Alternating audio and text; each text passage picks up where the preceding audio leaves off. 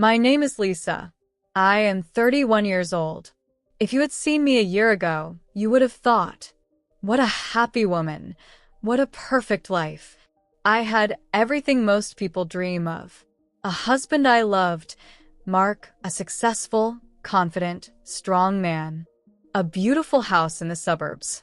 Stability and certainty about tomorrow. I was the woman neighbors looked at with envy. But if you saw me now, you wouldn't recognize that Lisa. A woman who lost everything. Who was broken so badly, she still doesn't know how to get back on her feet. All because of one fatal mistake. Because of betrayal. Because of a game I didn't even realize I was part of. A game where I was just a pawn in the hands of a man. Who turned out to be far smarter and more ruthless than I could have ever imagined. This is the story of how I lost everything. My marriage, trust, my child, and myself. But back then, a year ago, I didn't know any of this. I woke up that morning in the bedroom of our perfect house. Sunlight peeked through the curtains. Mark was still asleep. I turned toward him, watching his steady breathing. This man was everything I had ever wanted. We had been married for 7 years. We built our careers together. I worked as an interior designer, he was in construction. We wanted children, but we always put it off for later. Let's enjoy our time together just a bit more, and then a baby, we would say. I didn't know then that later would come in a way I could never have imagined. Mark woke up, stretched, and kissed me on the forehead. Good morning, beautiful. Good morning. I got up, made breakfast, avocado toast, omelet, fresh juice. Mark read the news, smiling. Everything was so ordinary. But I didn't know this was one of our last happy mornings. That day, we went to a barbecue with our friends. Everyone praised us. You two are the perfect couples. You're just made for each other. I felt proud. But at the same time, something inside me already felt off. I felt that our relationship had become routine. Mark was wonderful, but I knew his every move, every word in advance. And I started to feel bored. I didn't realize back then that this thought would be the beginning of the end. When we got home, we had some wine and fell asleep in each other's arms. I stared at the ceiling, thinking, is this what happiness is? Or is there something more? I didn't know then that in just a month, I would betray this man. That I would shatter this illusion myself. That I would open a door through which hell would enter my life. And that Mark, the man I thought was simple and kind, would turn out to be far more cruel than I could have ever imagined. But I would find that out far too late. It was an ordinary workday like hundreds before. I drove to a site, a small private house commissioned by a young couple. Interior design was my passion. I loved my work because it gave me a sense of creative freedom. I had no idea that day I would take a step that would change my life forever. His name was Alex. He was a craftsman, assembling furniture on site. When I saw him for the first time, he was putting together a kitchen set. Rolled up sleeves, strong arms, confident movements, a bit of stubble. He was nothing like Mark. I greeted him, and he looked up at me. His gaze was piercing. It made me freeze for a moment. Hi, I'm Lisa. I'm the designer for this project. Alex, installer, he smiled. Hope I don't ruin your masterpiece. A simple line, but something stirred inside me. It was dangerous, but it felt so good. Over the next few days, I found excuses to visit the site, though I could have sent my assistant. I needed to check the measurements, adjust the details, but the truth was I wanted to see Alex. I started picking different outfits, fitted sweaters, dresses, a little more makeup. I wanted him to notice me, and I think he did. His eyes lingered on me longer than they should. Our hands would brush accidentally. We laughed about trivial things, and I felt like a woman, a desirable woman, not just Mark's wife. One evening, he suggested, Want to grab a coffee after work? I hesitated. That was the line. If I said yes, it would no longer be innocent flirting. But I said yes. We sat in a small cafe, laughing, talking about life. I shared my dreams. He shared his plans. I felt like I was 20 again. Everything was easy, effortless. But when he took my hand, my heart trembled. This wasn't friendship anymore. Are you happy in your marriage? He asked suddenly. I froze. Yes, of course. Mark and I have been together for so long. But you look like you're searching for something more. His voice lowered. I had no words. Because he was right. That night, I came home. Mark was cooking dinner. Everything was as it always was. Perfect house, perfect husband. I was supposed to be happy. But as I stood in the bathroom, looking in the mirror, all I could think about was Alex. I had already taken my first step toward the edge. But I didn't realize it yet. The next day, I went to the site again. Alex greeted me like nothing had happened. But in his eyes, I saw we both knew something had. Lisa, he said quietly as I inspected the furniture. Yes, I want to see you again. But not as the designer. As a woman. I looked at him and said nothing. I knew that if I said yes, there would be no turning back. It would be betrayal. And I said, okay. I opened that door myself. The door that would shut behind me forever. That evening, I told Mark I would be late at work, that there was a new project, a client meeting, a busy day ahead. He nodded, didn't even ask for details. He trusted me. How painful it is to remember that now. I sat in my car, staring at my phone. A message from Alex. I'm waiting. Hotel room 315. My heart was racing so hard it felt like everyone around could hear it. I could have called him and said, no, I changed my mind. I love my husband. I'm sorry. But I stepped out of the car and walked into that hotel. The door opened and there he was. No work clothes, just jeans and a t-shirt. Relaxed, but his eyes burned with desire. I took a step forward, and he pulled me into his arms. Are you sure? He whispered. No. Then say no, and I'll let you go. Don't let go. I don't know how long it lasted. I only remember the feelings. Hot hands on my body. His lips. Our bodies entwined. It wasn't about love. It was about passion. About something I hadn't felt in so long. And I let myself have it. I lay next to him, staring at the ceiling. Thoughts raced through my head. What have I done? What if Mark finds out? God, I've ruined my marriage. But there was something else too. I feel alive. I feel wanted. It was a handcuff that turned into an addiction. I knew it was wrong. I knew I had to stop. But I couldn't. I came home late that night. Mark was already asleep. I lay down beside him, inhaling his scent, and it hit me. The guilt. Tears welled up in my eyes. I'm sorry, I whispered into the darkness. But I already knew. It was just the beginning. I would go back to Alex.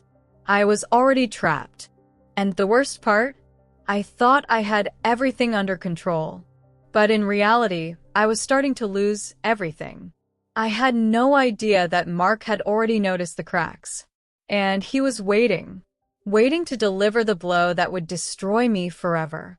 I thought I would stop, that it was just a moment of weakness, that I would return to Mark and everything would be as it was before. But after that night, I could no longer be the same. I woke up, and it was as if something had switched inside me. I was no longer just Lisa, the perfect wife who made breakfast and greeted her husband after work. I had become someone else, a woman living a double life. I had tasted the forbidden, and it became my addiction. My meetings with Alex became regular. Every message from him set me on fire. I found myself, every morning upon opening my eyes, checking my phone first thing. When can we meet? I miss you. Those words intoxicated me more than any wine ever could. I made up dozens of reasons not to be home. There are delays on the project. The client wants changes. There's an inspection at the office. Mark listened, nodded, hugged me, wished me luck. And I ran to Alex. I became different. I changed on the outside. New clothes, shorter dresses, deeper necklines. I lost a few pounds. My body regained the slenderness I had lost over the years of family comfort. My eyes sparkled. I became more confident. Even my friends noticed. "Lisa, you're glowing.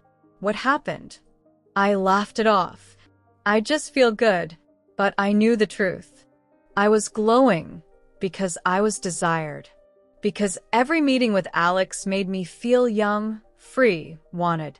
And at home, everything started to fall apart. Mark was attentive as always, but I became impatient. His jokes irritated me. His care felt boring. His touch no longer made me tremble. I started avoiding intimacy with him. "I'm tired. I have a headache. It's been a long day." I didn't notice how a chasm grew between us. I was sure he suspected nothing. I was certain I had everything under control. But I was wrong. Mark became more observant. He watched me not just as a husband, but like an investigator. I didn't understand then that it wasn't concern. It was a test. He started asking for details. "Who's this client? What company is doing the inspection?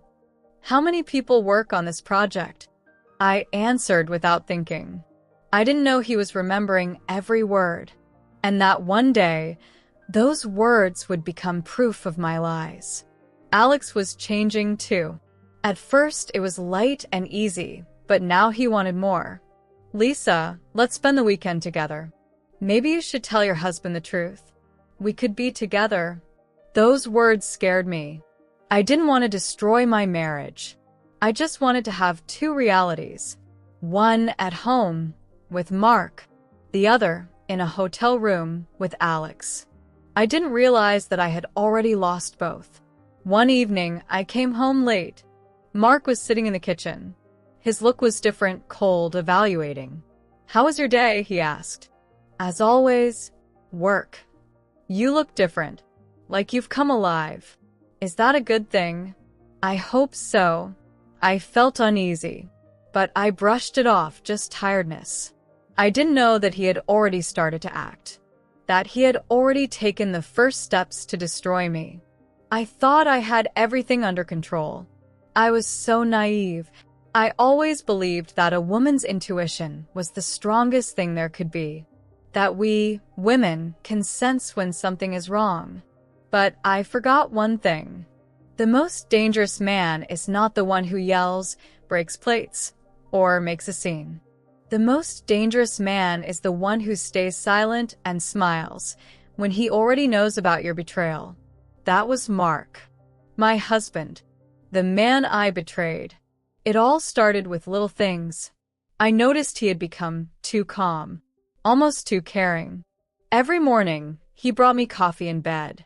He asked about my day, listened attentively. He had never done that before. I took it as his attempt to refresh our relationship. And yet, it scared me. I couldn't shake the feeling that it wasn't genuine, it was a game. I didn't know that, just days earlier, he had already figured everything out. He tracked my car, installed a GPS tracker. He found out I was often at a hotel when I was supposed to be at work. He talked to my colleague, and without knowing, the guy gave me away, saying there had been no inspections. Mark didn't start a fight. He didn't pound his fist on the door. He simply sat at home, drank whiskey, and made a decision. I won't just leave. I'll destroy her. She'll beg me to stay. I continued running between two worlds. At home, I played the perfect wife, and with Alex, I was a passionate lover. I thought I had everything under control. I didn't know that, at that very moment, Mark was already building his plan. He got himself a lover. Or rather, he reconnected with a woman he had dated before me, Jennifer. She had always loved him, but back then, he chose me. Now, she became his weapon. He started secretly seeing her. And when she told him she was pregnant, Mark wasn't scared. On the contrary, an ideal plan formed in his mind. She will give birth to my child, and I'll make Lisa raise that child, never knowing the truth. I'll turn her life into hell, and every day she looks at that child, it will be her punishment for cheating. One evening, he suggested, "Lisa, you know I've always wanted kids." Yes, I tensed up. I've been thinking about adoption. Adoption? There's a situation. An old friend of mine, you don't know him, died in an accident. His wife died during childbirth. The baby is all alone, no relatives. Oh God, that's awful. I thought, maybe we could take the baby, give it a family's. I was shocked. He spoke so confidently, so sincerely. And at that moment, a wave of guilt washed over me. I thought of Alex, our meetings. I thought of all the times I lied to Mark. And now he was offering to give a child a family instead of suspecting me. I was sure. He knew nothing. I felt grateful to him, and that made me agree. Yes, Mark, yes. If that's what you want, I agree. I had no idea I was signing my own sentence. That night, when I fell asleep, Mark stepped out onto the balcony, lit a cigarette, even though he had quit long ago, and texted Jennifer. She agreed. She'll raise our child. She won't suspect a thing. I'll win. I'll break her. This was the beginning of the end. I slept that night, smiling in my dreams, thinking I was saving my marriage, unaware that I had already lost everything. While I was living my double life, believing I had everything under control, the real game was unfolding behind my back. I had no idea that Mark didn't just suspect me. He knew everything. And now, every step I took was part of his plan. I was a pawn, and he was the player who had already envisioned the endgame. Jennifer was 3 months pregnant. She knew it was Mark's child, but she didn't know the most important thing. He had no intention of building a family with her. He saw her as nothing more than a tool, and he told her that directly. I'm not leaving my wife, but the baby will live with me. What? She turned pale. You'll give birth. I'll handle everything. Lisa thinks we're adopting an orphan, but this child will be ours, and she'll never know the truth. Jennifer cried, begged him, but Mark was cold. He had already crossed the line where love or sympathy mattered. If you don't agree, I'll make sure you end up alone, without work, without support. Think carefully. But it's my child, and it will live with me. Or I'll make you regret it. The choice is yours. Jennifer knew he was serious, and she agreed. She had no other option. Meanwhile, I continued to believe that our marriage was getting better. Mark became even more attentive, even more caring. We went shopping together, picking out things for the future adoption. I bought little onesies, rattles, a crib. I imagined us raising this child together. I thought I was redeeming myself, but in reality, I was building a cage for myself. I was preparing to raise the child of a woman I didn't even know existed. I didn't even know her name. Alex began to notice that something was changing, too. I started pulling away. After Mark and I decided to adopt, something shifted in me. I still saw Alex, but the passion had faded. After each meeting, I felt more and more guilty. Lisa, what's wrong with you? He asked one day. Nothing. You're not the same anymore. I've just got a lot on my plate. Mark and I, we're having a baby. You too? But how? We're adopting, I said awkwardly. Alex fell silent. I saw something darken in his eyes. He realized I was slipping away from him, but I didn't think much of it at the time. Mark saw all of it. His plan was working perfectly. I was slowly pulling away from Alex. I was returning to the arms I had once fled. But now, those arms belonged to my executioner, not my husband. Every night, Mark lay next to me, watching as I fell asleep. And before that, he texted Jennifer, controlling every stage of her pregnancy. He looked at me with love, and I didn't know that it was love mixed with contempt. He no longer saw me as his wife. He saw a woman he would soon break. One evening, as we had dinner, he said, "I spoke to a lawyer. Once the baby is born, we'll arrange for legal guardianship." Is it that serious? I was surprised. I want everything to be official. This is our child. I smiled. I believed him. And at that moment, he was already picturing me crying when I found out that this child was his with another woman. His revenge was almost complete. The day came, the one I believed would mark a new beginning for Mark and me. I was certain this little boy would mend the cracks in our marriage, that I would finally atone for my sins, that this child would be our salvation. I didn't know I was merely a puppet, that I would be holding a child who would serve as a daily reminder of my downfall. A child who was not only Mark's flesh and blood, but also another woman's. Jennifer gave birth in a hospital across town. Of course, I didn't know her name, nor that she even existed. To me, this was simply the child of Mark's deceased friend. That was the story he told me. He was like a brother to me. I promised him I'd take care of his child if anything ever happened, Mark said, his voice trembling with emotion. I hugged him tightly, whispering, "We'll give him love. We'll be his parents." I cried. Tears of happiness? Tears of redemption? I didn't even understand it myself. But I believed I was doing something good. Mark went to the hospital alone. "This is a delicate situation, Lisa. Legal stuff, paperwork. I'll handle everything." "You just wait at home," he said. I nodded. I trusted him. And back then, I didn't realize it was all part of his game. At the hospital, Mark held his son in his arms for the first time. Jennifer lay pale and exhausted. She was silent.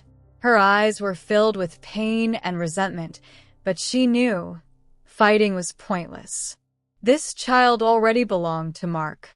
And to me. "I'm taking him home today," Mark said. "What about me?" "Forget about us, Jenny. This is better for everyone." He kissed his son on the forehead and smiled. It was his victory. His plan had worked. When Mark returned home, I was already waiting, having filled the house with baby things. Toys, bottles, a crib, everything was ready. I ran to meet him as he stepped inside with the baby carrier. "Oh my God," I gasped. The baby was tiny, wrinkled like all newborns, but to me, he was the most beautiful thing in the world. "He's our son," I whispered. I took him into my arms. He was so helpless, so warm. His little fingers wrapped around mine. I felt tears streaming down my cheeks. I thought they were tears of joy. In reality, they were tears of my enslavement. I just didn't know it yet.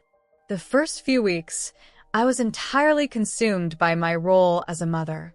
I got up at night, fed him, rocked him to sleep. For the first time, I felt truly needed. I loved this boy. I became more attached to him than I ever imagined. Mark watched everything, and in his eyes was that spark of triumph. Every time I said, "Our son," he laughed inside. I thought our life was getting better. Mark became even more caring. And I made a decision it was time to end things with Alex. I met Alex one last time. "This is over," I told him. "You're serious?" "Yes, Mark and we have a son now. I can't live like this anymore. Lisa, I love you. I'm sorry. I was happy with you, but I choose my family." Alex said nothing. His eyes turned cold. I didn't know then that he wouldn't forgive me, that he would return to my life later. But that was still ahead. I went home, to Mark and our son. I made a promise to myself. I would be the perfect wife, the perfect mother. I would atone for my sins. I didn't realize that atonement was the very trap Mark had set for me. Months passed. Our son, yes, by then I was calling him our son, was growing, gaining weight, and starting to smile back at my touch. His first little coo, the first time his tiny hand gripped my finger, his toothless grins, these became my reason for living. I finally felt like a mother. At last. I was certain Mark and I had overcome our crisis. I believed this baby had given us a second chance. I thought we had become a real family. I didn't know I was living a lie. Every morning, I was the first to wake up. Mark was still asleep, and I would quietly pick up our little boy, I had named him Sam, and carry him to the kitchen. I sang lullabies to him, warmed his milk, and stroked his tiny head. He became my everything. The guilt about Alex slowly faded. I pushed him out of my memory. I no longer thought about the affair. I believed it was all behind me, but it was only the calm before the storm. Mark seemed to have turned into the perfect father. He carried Sam in his arms, bathed him, took him for walks in the park. People looked at us and said, "You're such a happy family. What a strong couple you are." And I basked in those words. I believed them. I thought we had truly climbed out of the hole I had pushed us into.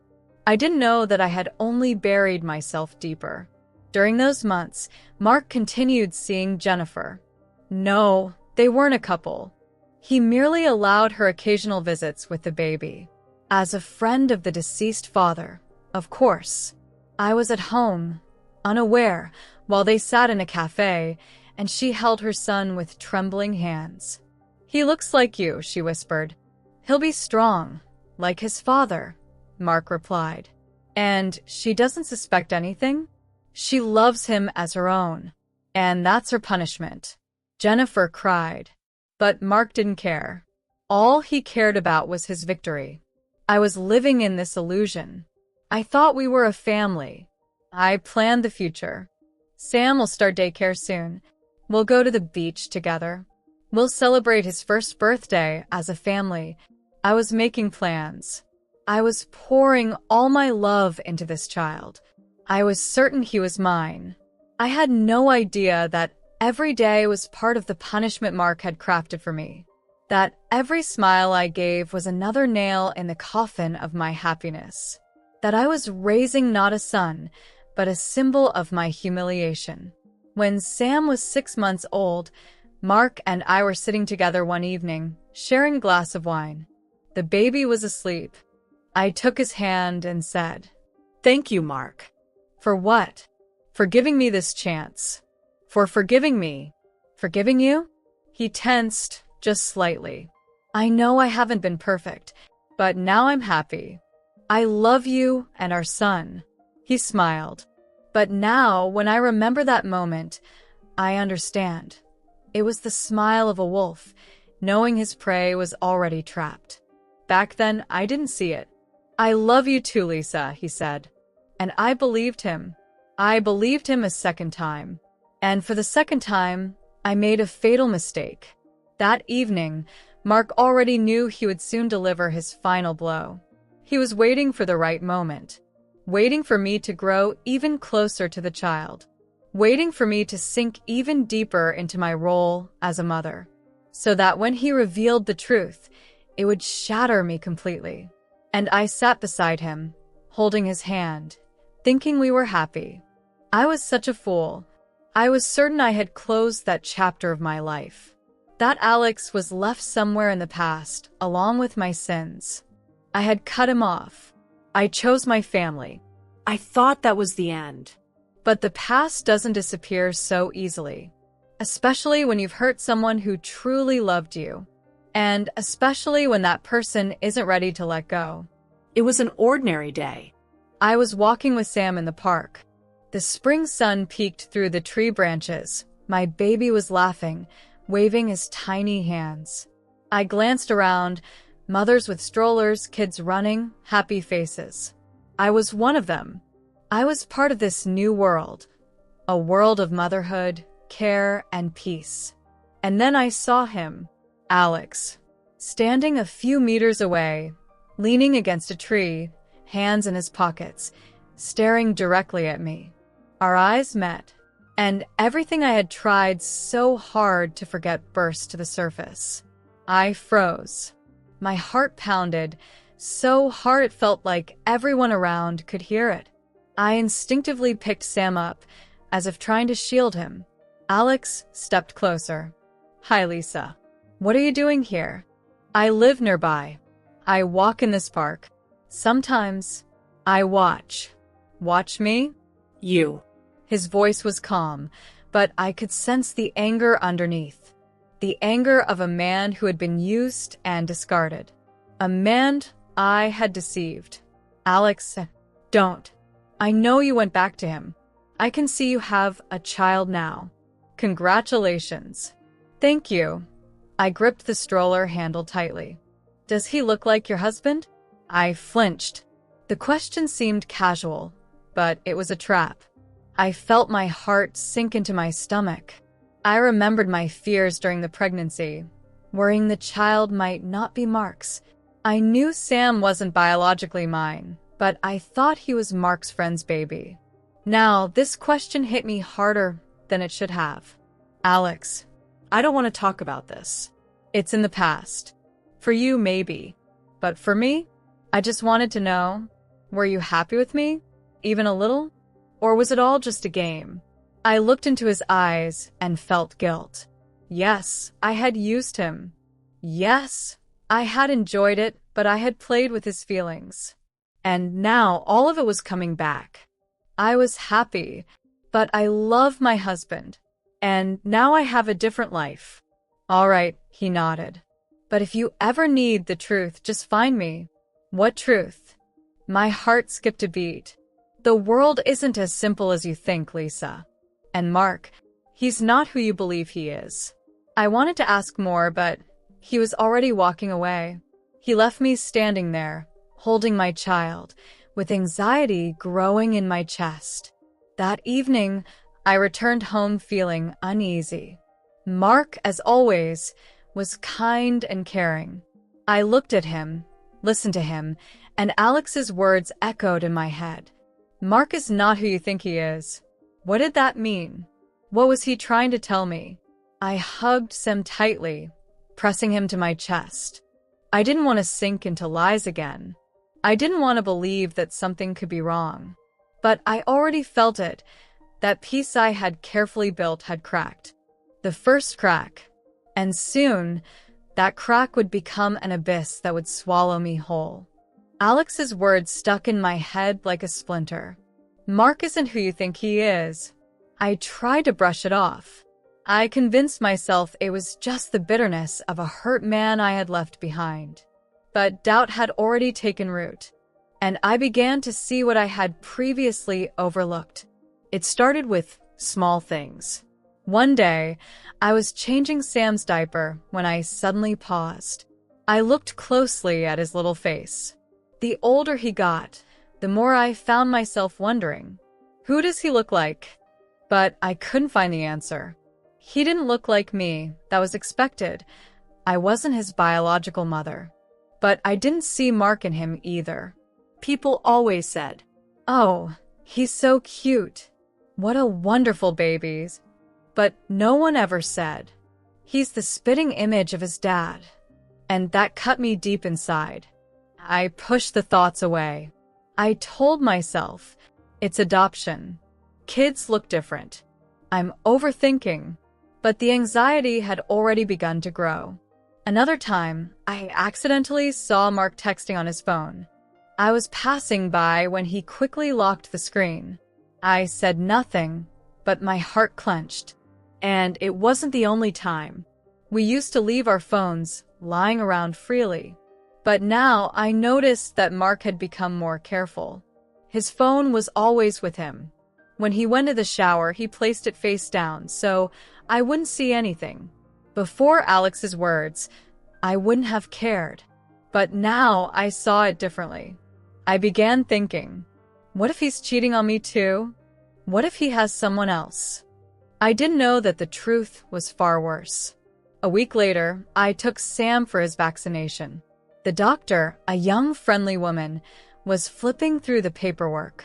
Everything's fine, but she paused. What is it? It's just odd. There's no parental information in the medical records. Well, we adopted him. Oh, I see. Sorry, it's just, he really looks like one of my patients who gave birth about 6 months ago. I froze. Are you sure? Well, he has the same eyes as that woman. But it's probably just a coincidence. Sorry, I tend to notice these things. I smiled, but inside, everything collapsed. I left the clinic holding Sam, my hands trembling. It's just a coincidence. The doctor's mistaken. But I couldn't stop the thoughts now. I looked at Sam and felt fear. I loved this little boy with all my heart. But who was he really? That evening, I asked Mark, "Do you remember your friend's name? The one whose child we adopted?" He tensed for a moment. I noticed it. Thomas. Why? Just curious. I wanted to find his profile on social media to learn more about him. He didn't have any social media. He was a very private person. It sounded plausible, but I saw it. He was lying. I felt it. That night, I lay in bed, listening to Mark's breathing, hearing Sam's gentle sounds in his crib, and I couldn't sleep.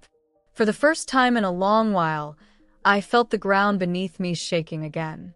I had been so sure we had built a new family, that I had fixed everything I had broken. But now I realized something was wrong. Something was terribly wrong. And I knew I needed to find the truth. At any cost. I didn't know that this truth would destroy me forever. Doubt spread through my body like poison. I could no longer look at Sam without feeling anxiety. I loved him with all my heart, but now, in every feature of his face, I searched for clues. Whose eyes are these? Whose nose? Why did the doctor say he resembled another woman? I had to find the truth. I started acting quietly, making sure Mark noticed nothing. I knew he had always been observant and could detect even the smallest detail. I couldn't afford a mistake. I began with the hospital where Sam was supposedly born. I only knew its name from Mark's words. I called them. "Good afternoon. I'm Lisa Graham. We adopted a child born at your hospital, and I'd like to clarify some details." "What exactly do you need?" "Well, I'd like to get a birth record for our home archive." There was a pause on the other end. "I'm sorry, Mrs. Graham, but I don't see any record of a child with that last name born here."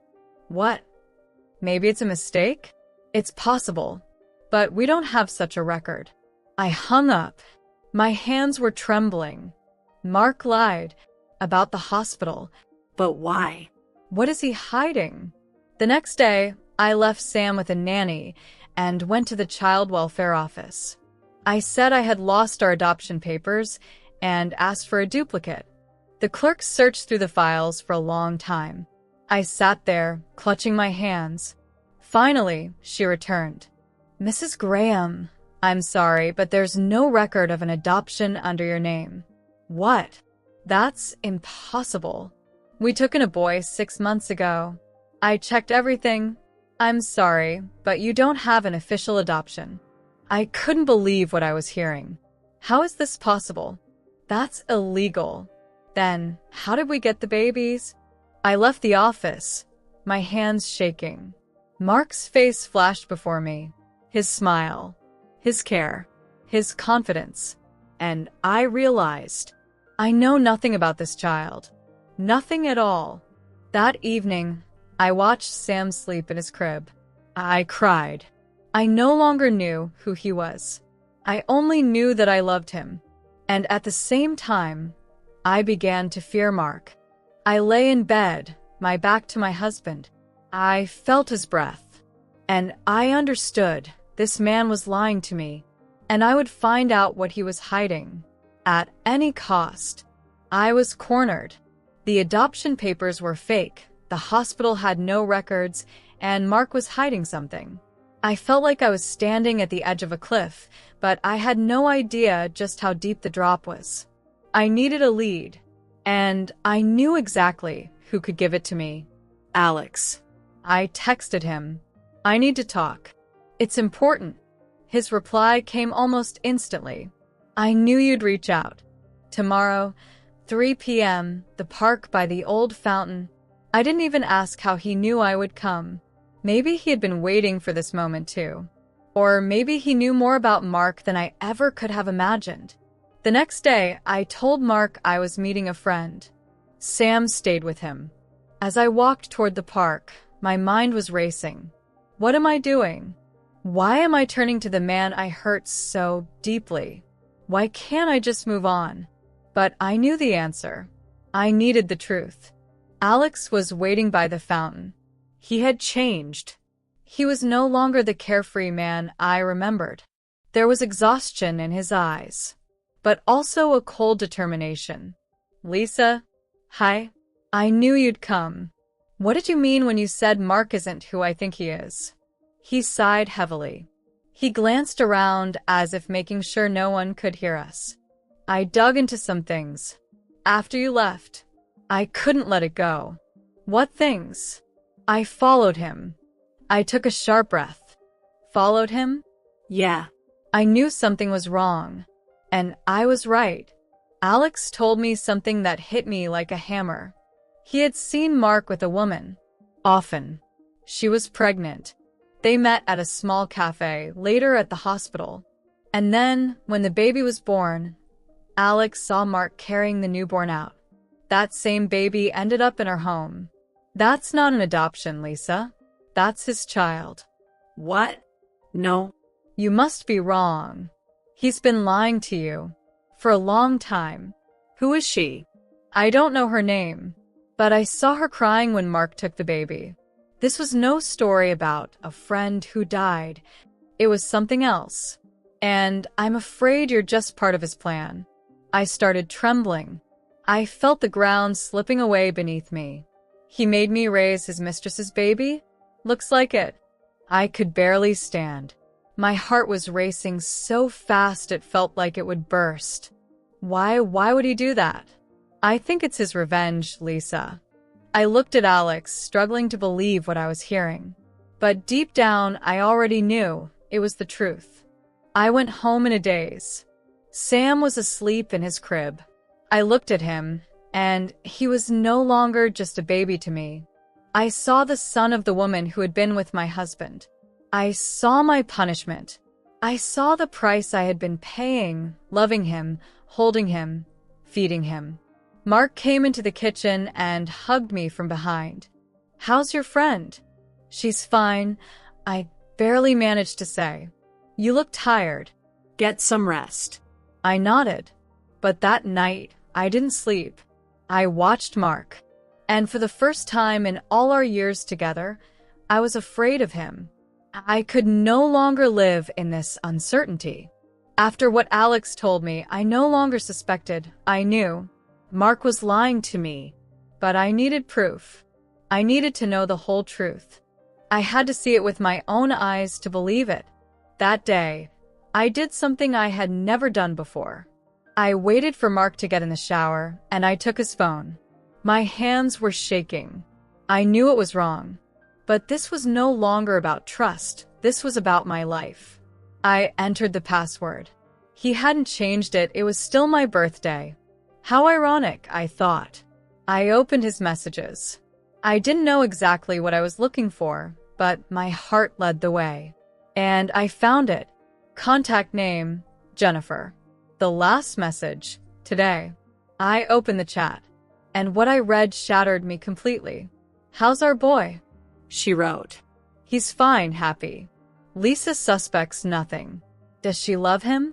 Oh, She adores him. That's her greatest punishment. I want to see my son. Not yet. It's still too risky. My vision blurred. I leaned against the wall to keep from falling. That was the moment when all the pieces finally fit together. I had been raising Mark's mistress's child. He had made me love this child to hurt me, to make me wake up every day to a living reminder of his betrayal. And mine. I barely held back tears when Mark came out of the shower. I handed him his phone and smiled like nothing had happened. But inside, I was no longer the same Lisa. Something had broken in me, and something else had been born. I was no longer a victim. I was now a woman with nothing to lose. The next day, I went back to the same hospital, but this time I knew what name to ask for. I approached the reception desk. "Excuse me, I'm looking into the birth records for a Jennifer Smith about 6 months ago. I'm her friend, just helping her sort out some paperwork." The woman checked the system. "Yes, we have her. A healthy baby boy was born." "Was the child adopted?" "No. As far as I know, the baby stayed with the mother." I froze. "Are you sure?" "Yes, I was on shift that day." The mother was crying, holding him in her arms. She didn't want to give him up to anyone. But I think the father made some decisions. I stopped listening after that. It was the final blow. I knew everything. Sam wasn't just someone else's child. He was Mark's son, the son of a woman I had never met. And he had made me raise him, made me love him, only to one day take him away. I realized it then. I felt it. Mark didn't just want to punish me. He wanted to destroy me. And he had almost succeeded. But I made a decision. I won't let him win. I'll make my move too. I sat in the car near the hospital, gripping the steering wheel so tightly that my fingers turned white. My thoughts were chaotic, but one thing I knew for sure. I would no longer let him play with me. I wouldn't let him take this boy away. I wouldn't let him destroy me. I loved Sam, no matter who he was. I had raised him as my own. He had become a part of me. He wasn't Jennifer's child. He wasn't Mark's child. He was my son. And now I would protect him, at any cost. That night, I slept next to Mark as always. But I was no longer the same. I was a new Lisa, a woman who knew she had been deceived. A woman who no longer believed. A woman preparing to strike back. I stared at his face as he slept. Just yesterday, I saw a man I loved. Today, I saw an enemy. I decided to act carefully. Mark was smart and cautious. If he suspected that I knew something, he would make his final move. And I was sure it would be something terrible.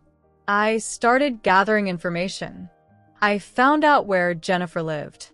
I hesitated for a long time, unsure whether to go to her. I imagined that meeting 100 times. How I would scream, cry, demand explanations. But when I finally knocked on her door, everything turned out differently. Jennifer looked exhausted, worn out.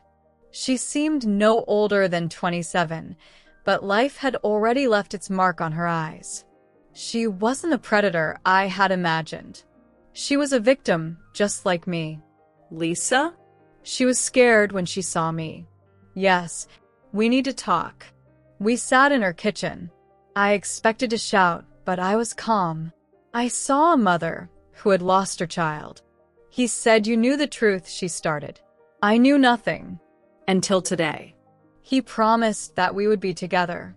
But then he said that you found out and wanted to raise the baby, and that it would be better this way." He lied to you, just like he lied to me. Jennifer cried. So did I. We were from different worlds, but we were united by the same pain. We had been used. And we both loved that child. I returned home a different person. I no longer thought about jealousy. I thought only about protection. I decided I would not give Sam to him. I would not let him destroy us. I would make sure this man could never manipulate me or this child again. I started preparing. I met with a lawyer. I gathered all the evidence, messages, documents, even Jennifer's testimony. I found out that Mark had forged some of the papers. I could put him in jail, but I wanted more. I wanted him to feel what he had made me feel. One evening I said, "Mark, we need to talk." "Did something happen?" "No, I just thought, let's go somewhere like we used to. Let's get away. Just the two of us." I saw him relax. He thought I knew nothing. He thought his plan had worked. He didn't know this trip would be the end of his game. It was the perfect plan. I smiled at him, held his hand, played the role of the loving wife he had molded for so long, like a puppet. But this time, I was the one pulling the strings, and I was ready to cut them. We arrived at the countryside house where we had once spent our honeymoon. I knew he would relax, that he would believe in his ultimate victory. And he did. "Lisa," he said that evening as we sat by the fireplace with wine, "we made it, right? We rebuilt everything." "Yes, darling," I replied. "Are you happy?" "Happier than ever." I looked him in the eyes, and he believed every word, because he was sure I was broken, tamed, and subdued. He didn't know that the next morning I would take everything from him. I had prepared everything in advance. I had copies of his conversations with Jennifer, the forged adoption papers, proof that he had faked signatures, Jennifer's testimony confirming that Mark had blackmailed her into giving up their child. I had even hired a lawyer. Every detail was in place. In the morning, while he was still asleep, I stepped onto the terrace and called my lawyer. Started. That was the word that triggered the destruction. When we returned home, Mark was already being waited for. Police officers. He was charged with document forgery, unlawful child abduction, and psychological abuse. I stood aside, holding Sam in my arms, watching in silence. He looked at me confused. "Lisa, what is this? What are you doing?" "I'm just taking back what you stole from me, Mark." "But No, Mark. You lost. Now it's your turn to feel the pain." They took him away. I saw him look back one last time, and in his eyes, there was everything: shock, hatred, fear, and defeat. A few weeks later, the court made its ruling. The child stayed with me. Jennifer agreed that Sam would live with me, while she would have the right to see him. We became partners, two mothers united by love for this child and hatred for one man. Mark received a suspended sentence, but his real punishment was far worse. He lost Sam. He lost me. And he lost control. He was left with nothing. One day, he called me. "Lisa, what do you want?" "I want to see my son." "He's not your son." He's mine. I hung up. I stood by the window, holding Sam in my arms. He smiled at me. I knew there would be challenges ahead, but I also knew that for the first time in years, I was free. I had won, and no one would ever make me feel weak again. The end. Please subscribe to our channel Stellar Stories. We have new amazing stories coming out every day. Thank you.